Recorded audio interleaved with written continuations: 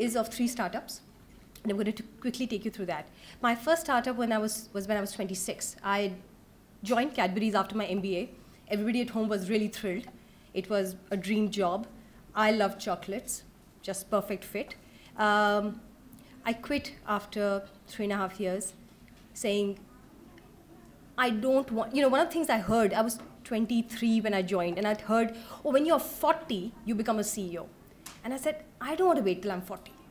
I want to become CEO today. Maybe naive, maybe stupid, but that's what drove me to, at that time, quit my job, a really well-paying job,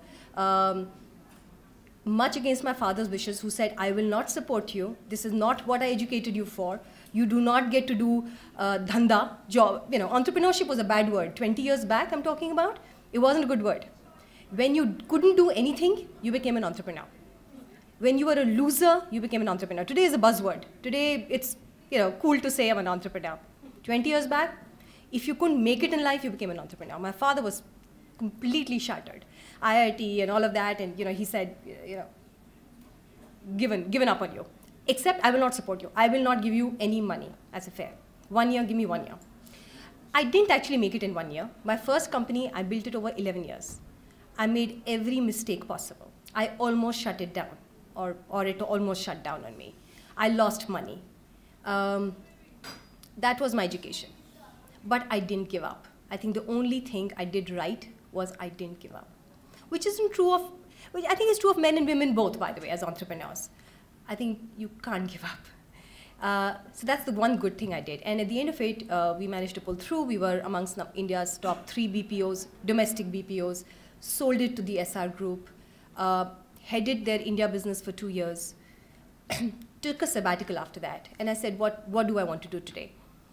During that 1 year sabbatical, I looked at the entire social enterprise space and helped not start, but mentor a social enterprise. And I remain very close to that social enterprise, which is run by, of course, a woman.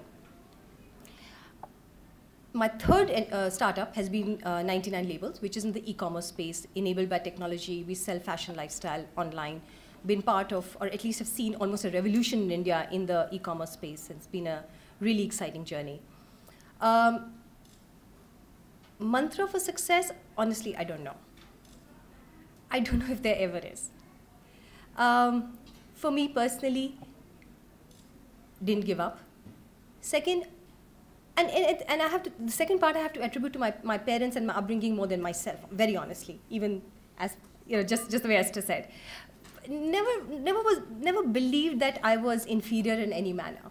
So I never believed I was different. Till date, I actually get very foxed when people say, as a woman, do you face challenges? Because I never believed I was different in any manner. And maybe that was the difference for me. As women, when we start to believe we are different, we'll be treated different, is my experience. You believe weak, people will treat you weak.